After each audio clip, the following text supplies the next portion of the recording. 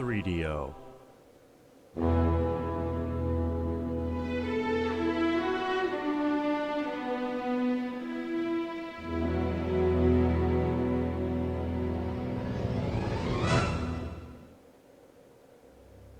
Hello and welcome to Heroes of Might and Magic 3, The Shadow of Death. We are back to the continent of Antagarich, in a direct continuation to the storyline of Heroes Chronicles. Now in HD! Yes, this is using the HD mod, and I have set the game to be in standard HD, which is 1280 by 720, which is nice, because by default the game is in 800 by 600, and that just happens to be right in the middle between 720p and 480p in YouTube. And what YouTube does in that case is it downgrades the video to 480p, and you cannot see anything that's written at all. I'm not sure how well this small text, for example, looks like in the video, but I guess we'll see. And I have also applied another mod, aside from the HD mod. I replaced the main menu music with the Necropolis track, because the actual main menu music is very much unfitting this really gloomy, dark mood. And actually, I think that the main menu image right here is the most disturbing image in the entire series of Might and Magic altogether. Just, So the Necropolis track definitely fits here much better. And now normally, at the start of a new LP, I would read the manual, but the thing is, there is no manual for the Shadow of Death, as far as I can tell at least. I haven't been able to find any, so I assume there's none. So, instead of doing that, why don't we do something a bit different? Because it's been a while since we've seen Heroes Chronicles. In fact, it's been over 2 years since the last Heroes Chronicles game that we've played, which was The Fiery Moon. So how about we recap what we know about the continent of Antagarich. So let me pull up this. This is the latest unofficial map of Antagarich. And, well, it's not yet complete, actually. There are still some towns missing, not marked, things like that. But still, it's already really quite impressive and very useful for what I want to show. So let's start from the very beginning. Warlords of the Wasteland. It all started with the ancient colony of Braccadoon, which got destroyed by barbarians that were led by the tyrant Tarnum. So Braccadoon was somewhere here, and was destroyed by barbarians from somewhere over here.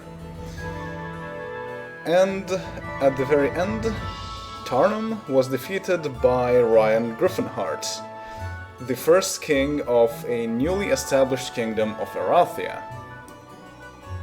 Right here, with the capital of Stedwick. Now, what we saw in Warlords of the Wasteland is also Tarnum finding out that he was immortal, and at the time also Gavin Magnus found out that he was immortal as well, because he participated in the last battle as well, and he got killed in it. We also saw the establishment of Erathia, and then the kingdom of Bracada out of what was left of Braccadoon. Bracada was established by Gavin Magnus, the other immortal in our story. Then, the next game in the series of Heroes Chronicles was Conquest of the Underworld, where Tarnum helped Erathia by recovering Ryan Griffinheart's soul for her daughter, the new queen, Alison Griffinheart. Next, in Heroes Chronicles Masters of the Elements, Tarnum helped Gavin Magnus to battle elemental lords in order to prevent the destruction of the planet Enroth. And the elemental lords are not ones that stay still for a long time, so we will get to see more elemental action later on. Next, in Heroes Chronicles, Revolt of the Beastmasters, Tarnum tried to right his wrongs by helping the Mudlanders free themselves from barbarian rule. The Mudlanders lived in this area, and they established the Kingdom of Tatalia after becoming free of the barbarians down there. Then, in Heroes Chronicles The World Tree, Tarnum stopped necromancers, who were worshipping the rogue ancestor Vor, from destroying the World Tree and ending all life as we know it. Tarnum also stopped barbarians from worshipping Tarnum himself as the barbarian tyrant, because clearly that's not a very good role model. But more importantly, what happened there is that the new barbarian king of the time, Targor, managed to unify the barbarian tribes and formally establish the kingdom of Krulod, out of what was once merely a bunch of barbarians. Then, in the Fiery Moon, Tarnum traveled to another planet in order to fight the rogue ancestor Vor and free the other ancestors from basically a prison that he set up. And he was successful in that. That was quite a journey. So, while we have seen a lot of things being established, we haven't really seen the full picture yet. Antagarich is quite a bit bigger than what we've seen so far. And there are some very obvious things that we haven't really heard about just yet. The real elephant in the room is the kingdom of Avli, or Avli. I think it's pronounced Avli officially in the game. It is the kingdom of the elves, and in fact the first campaign of the Shadow of Death will take us there, so I won't go too much into detail about it just yet. And we'll also get the backstory in later games as well. Then there's also the Kingdom of Eofol, which is actually the land of the halflings. I'm also not entirely certain if we'll get to see more of that, but we'll see. And then another very clear blotch in the map is the Kingdom of Deja. Actually, that part is quite interesting, because I think there is some background information that is not ever stated explicitly in the games. And it is that the inhabitants of Deja used to be wizards in Brakada, who used to study golem animation. But they thought maybe we should go further, and they got into animating corpses. So for doing that, they got expelled from Brakada. And they wandered the land for a bit, and afterwards they settled in the region of Deja, because, well, it was originally part of Avli, and Avli just tends to have a lot of abundant life, which is very tasty.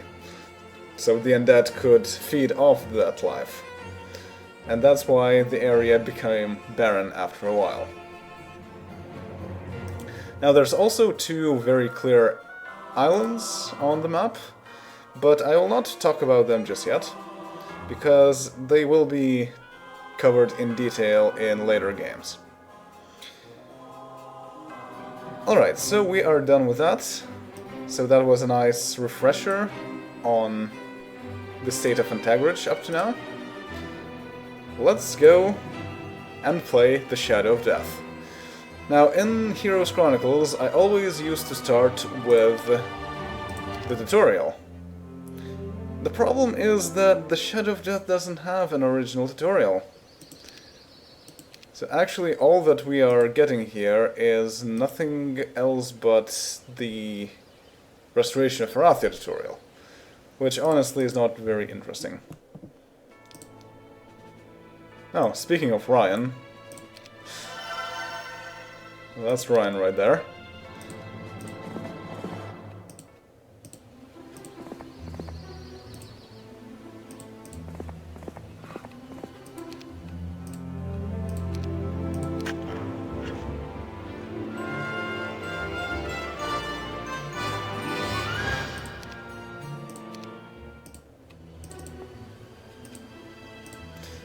I don't really recall if that was the case in the original, but it's pretty cool that when you drag artifacts around, you get the cursor that is of that artifact.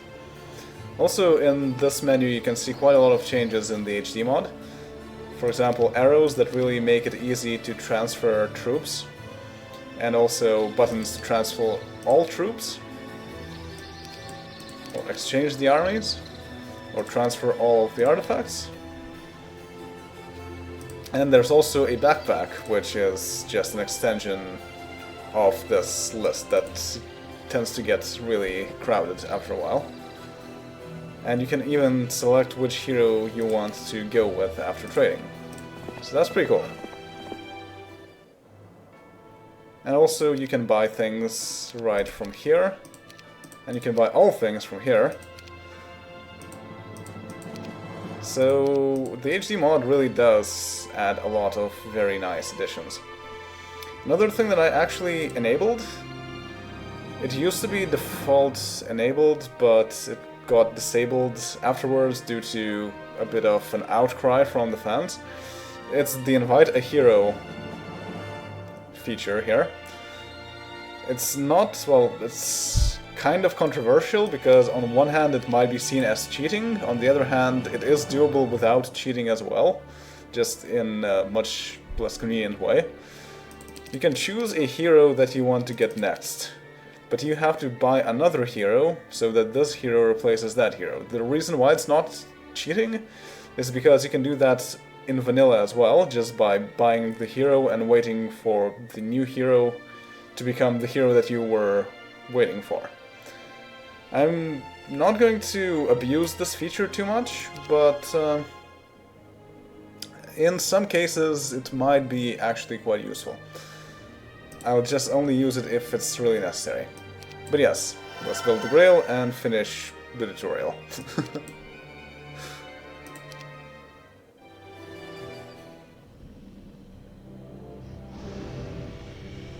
Can't get any more perfect than that. I'll actually go through this tutorial once we get to the Restoration of Erathia. Right now there's really no point.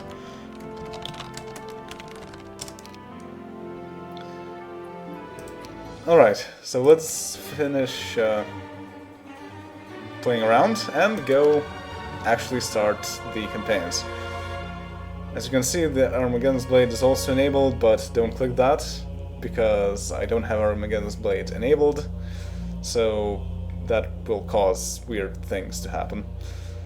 But the HD mod automatically enables Armageddon's Blade features, so you can find that random maps work. You can also set up team alignments, whoa. And there's also the possibility to choose conflicts, which normally wouldn't be possible. Also, you get a quick choose menu like that in the HD mod. And don't remember if there's a way to get more information. Maybe not in this version. Yeah, but okay, let's go start the campaign for real now. By default, we have access to 4 campaigns off the bat. New Beginning, Elixir of Life, Hack and Slash, and Birth of a Barbarian. I'm going to go... I'm not sure how I want to go. Maybe from top to down and then from left to right. But first things first, A New Beginning is a very excellent start to the Shadow of Death. Let's go. New Beginning. Campaign description. Gem arrives from Enroth, fresh from the Succession Wars. She first helps the Clover Green militia and then aids the wizard's apprentice against the necromancers of Deja. Clearing the border. Scenario description. Defeat all your enemies to win the scenario. However, as Gem is defeated in combat, the scenario is lost. Gem is limited to level 10, but it will carry her experience, skills and spells on to the next scenario. The weird thing is about Heroes of Might and Magic 3 in general is that the campaigns have a description, but the description is on the map, and you have to right-click on the place you're going to actually get the description. That's very counterintuitive, but okay. You have agreed to take command of the town of Clover Green's militia and clear this area of the border of undead raiders. And if you look at this, originally when I played the games, I thought that these were just random drawings and they don't really mean anything. But no, this is the continent of Antagarich. You can see very clearly that this is Deja, and Avli is somewhere over there. I'm not sure what we're doing over here, but I think we'll learn soon enough. And indeed, we are falling off from the Succession Wars. So this is actually a tie-in from the second game, and it works very marvelously here. Right, and we have to choose a bonus. 10 wood and ore, 8 crystal, or Mage's Guild level 1. Mage's Guild actually costs 5 wood and 5 ore and like 1,000 gold. So this would actually give us more wood and ore, but building a Mage's Guild would save us 1 day of building things. On the other hand, 8 crystal is probably pretty good for dragons. So I think I'm going to go with it, because of something that I've learned, and I'll explain shortly, after we get the nice video about this campaign. It is hard to believe a year has passed since Archibald and his necromancer allies were defeated, ending the Succession Wars. In that time I have been living a nightmare, for I see the ghosts of the fallen all throughout Enroth. I hope my former teacher Amanda is right. I hope moving to a new land, to Antagarich, will still the ghosts of the war.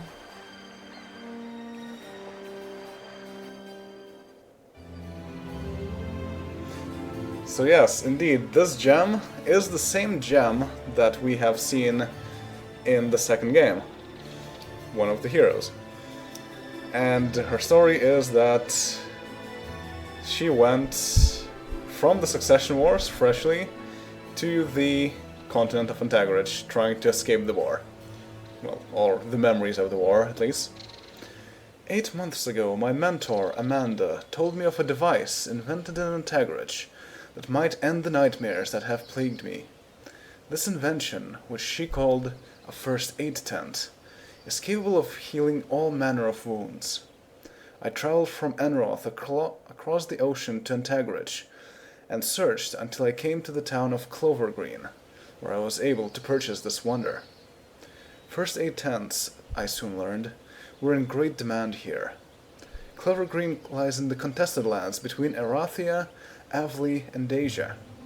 Currently these lands are Erathian territory, but the Dejan necromancers were raiding over its border. Since the Erathian military has been slow to respond to this threat, Clover Green's mayor, Delino, was raising militia troops, but lacking an experienced commander to lead them. When Delino learned I had been a general in the Enroth Succession Wars, he summoned me to Clover Green's town hall to discuss his plight.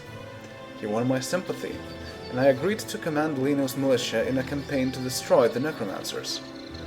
I do not relish going to war again, but the necromancers must be stopped before they devastate Erathia, as they did Enroth.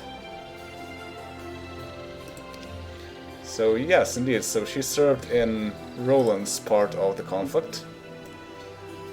Gem was one of the greatest sorceresses that Enroth had ever seen, serving King Roland Ironfist during the Succession Wars. Shortly after Roland had secured the throne of Enroth, Gem left for Antagarich. The interesting thing about Gem is that she is one of the only heroes in the game that has her very own class, Sorceress, as a reference to the Sorceress class in the second game. But actually it is just a rename of the Druid class in the third game. And her specialty is First Aid, receives 5% per level bonus to First Aid skill, and starts with the First Aid tent. That's not very impressive for a primary hero, and if you recall, only Gem will transfer only over to the second scenario, so that's not great. And we start with 2 towns. So what I've learned is that we have druids and we have rangers that are the might heroes of Rampart. The druids are actually pretty bad compared to rangers.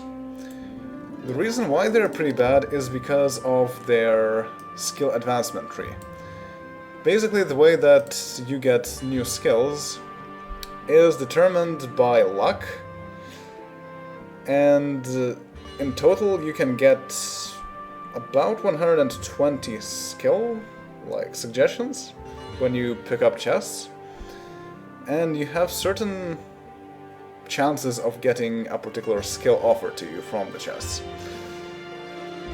And the biggest chances are of getting the really, really bad skills offered to you. And that's really sad. So if you're playing a druid, or in this case a sorceress, and you get the offer of a mediocre skill or advancing your current skill, you should go for the mediocre skill, because chances are you're going to get an offer of 2 really bad skills down the line. But alright, so let's go do something, I guess. We don't have anyone in this town, so let's go and get a druid here. Oh. Pegasi... that's a weird thing for a druid to have, actually. And we have a battle mage. Well, actually, now that I think about it, I do have a pretty good amount of gold, so I might as well get 2 heroes, so that I can merge the... oh, druid, huh. So I can merge some troops together. Let's get 1 here. Slayer is not that good at this point, but still. Okay, what could be useful in this case? Oh. Well, never mind, I need to build town halls anyway.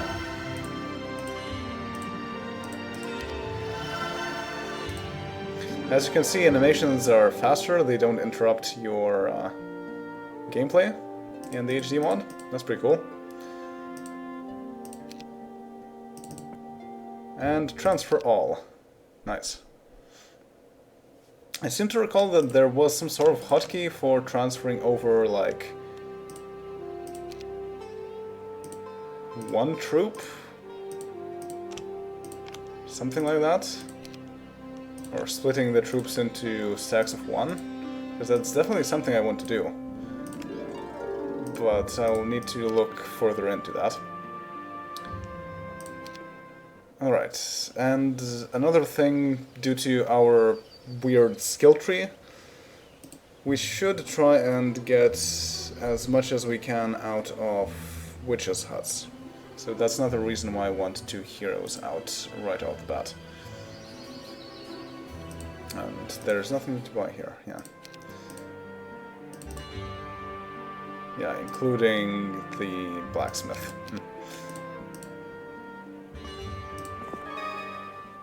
Oh. I want ore, definitely. Right, so it will take a bit of time to get used to this game again. Have to remember that artifacts are in fact not dangerous anymore. There are no enemies that will jump out and attack you.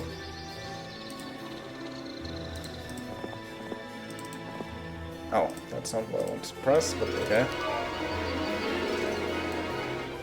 See, that's what I mean. Basic Scholar. That's not useful, no.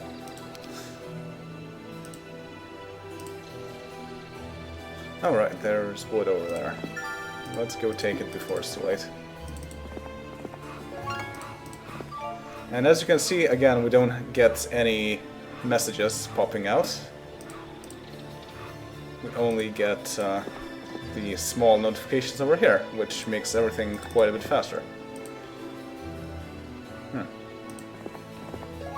helps too. And I can get more dwarves also.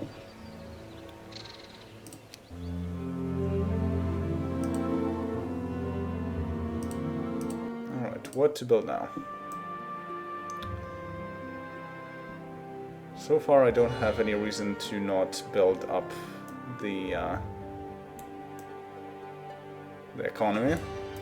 Treasury will be interesting down the line. But for now, Mage's Guild Marketplace Blacksmith. Mage's Guild is the most important part. And I guess I'll do the same thing here.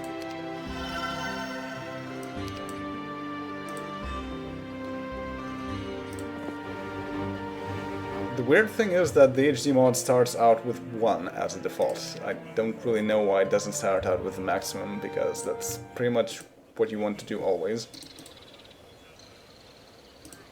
But okay. Alright.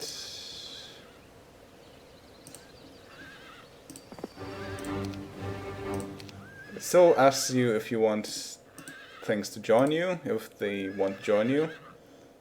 Otherwise, if you don't have like any slots, then it will just not ask you at all, just say that you cannot do that. Ah, a pack of Crusaders guarding Crystal.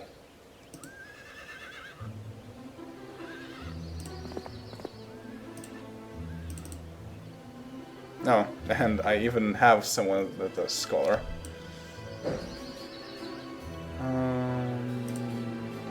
And if I do this, automatically you get all but 1 transferred over. Another really useful thing in the HD mod.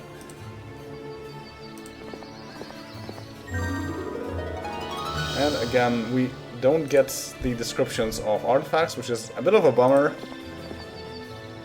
but still not that big of a deal. Okay, in the meanwhile, jump and go explore. Oh. I remember something about this scenario from the last time I played it. I remember this being a pain, because I think enemies are across the border, and they will destroy you if you let them. It's like that jump on discarded.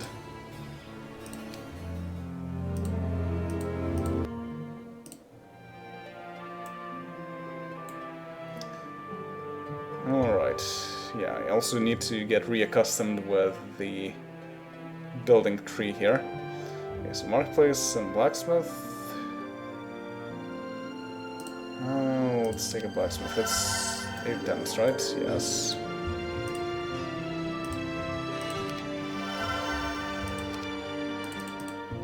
And yeah, she has Spellbook. HD mod also adds 3 spells per page. You need to get up. Oh. That's useful too.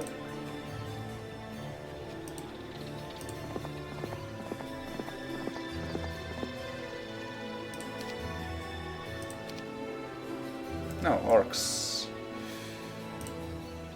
And Pegasi? How do I get to it? Oh. Aha! A witch's hut. Well.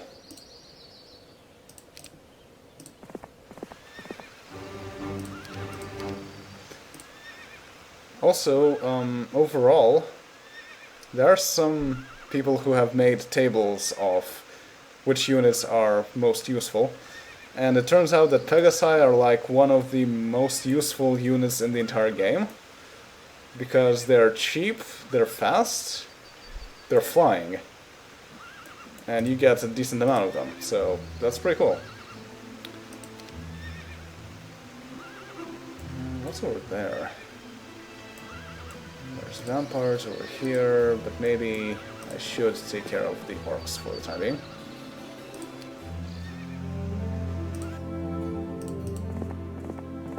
Oh. Oh, basic earth magic. I absolutely need this. Because actually, I think fire magic is something that you get offered once and only once when you level up. Out of 120 times that you get an offer. That's crazy.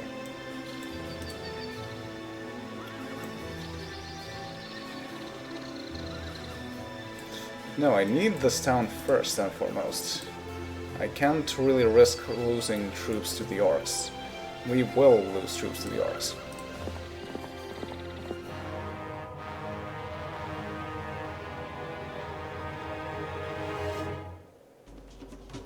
Another thing that we get from the HD mod is that we can start moving while the intro music is playing. And we also get the shadow that shows 2 slots for our 2 hex-sized troops. That's really useful. Also, if I hold shift, we get the Here's My Magic 4 thing, where we can see how far a person is able to move, so we don't need to calculate that. That's really nice. We also see that they can shoot. In this case it's not going to be very useful, because, well, they can shoot. I could use a lightning bolt. 35 points of damage to get rid of 1 archmage. It's not terribly useful, but I mean, it's something. Do something about them. Sarah Morale. It exists. 2, 3, 4, 5, 6.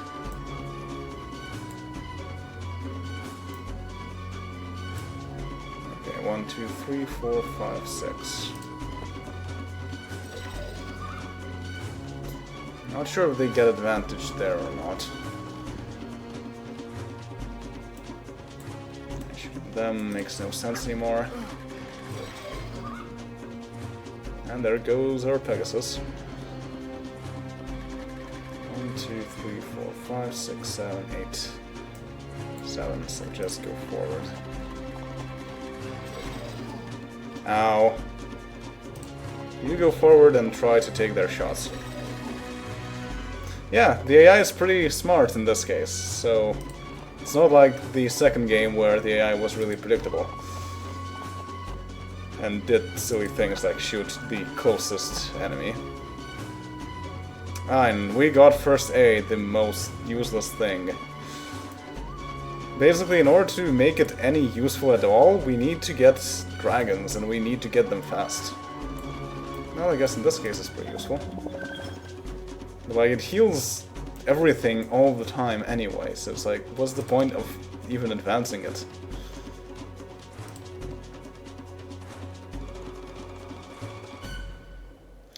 Now let's do it like this.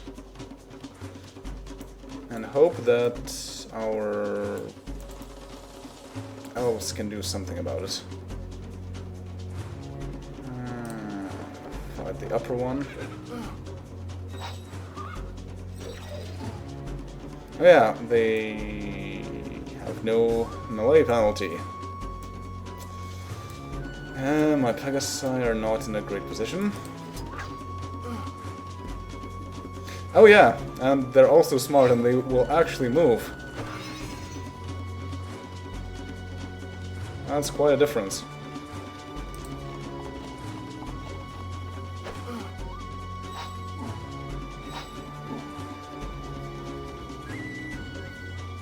Okay, you guys just hang around next to this one. And of course they move out and they have no melee penalty, so this hurts.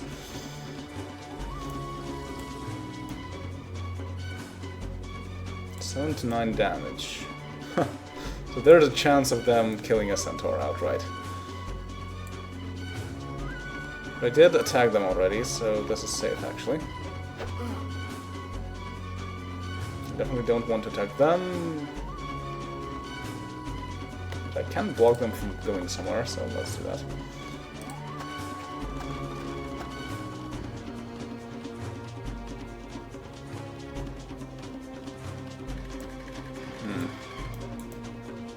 Wow.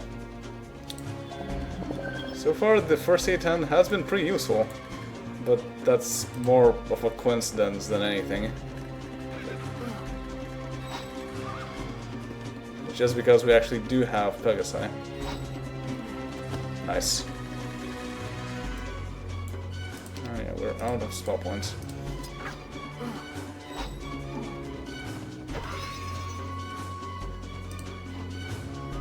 Oh! Do not forget that this guy exists.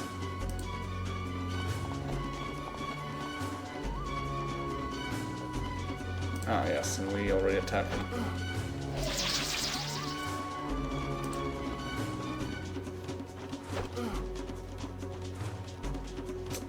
And not quite far enough.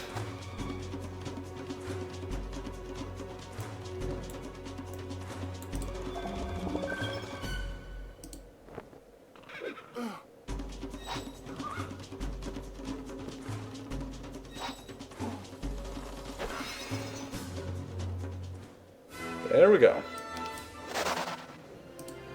Oh, it's not even taken. Ah, but it doesn't have a mage guild and I need it.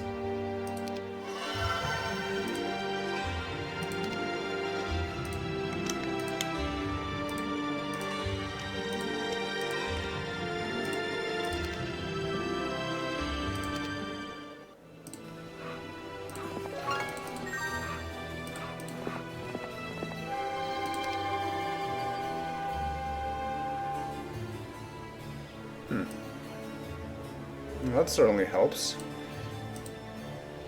Right, have you been there? I don't think you have. So please go there.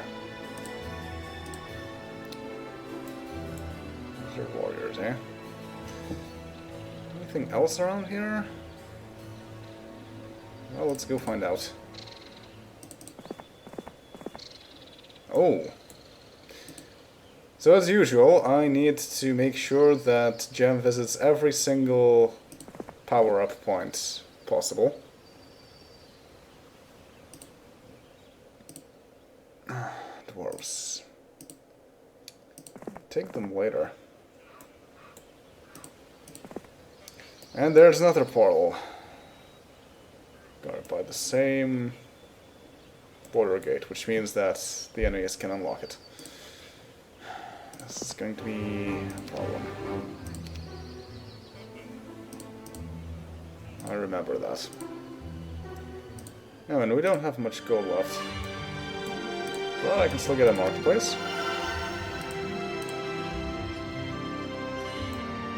Really, I'm out of wood of all things.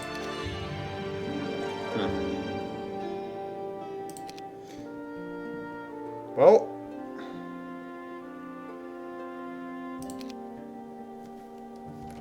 that was all for this time.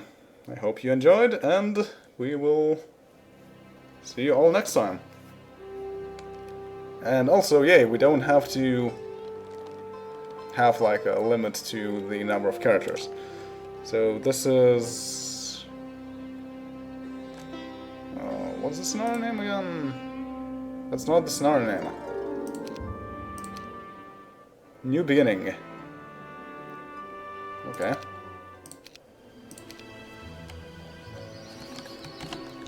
New Beginning A.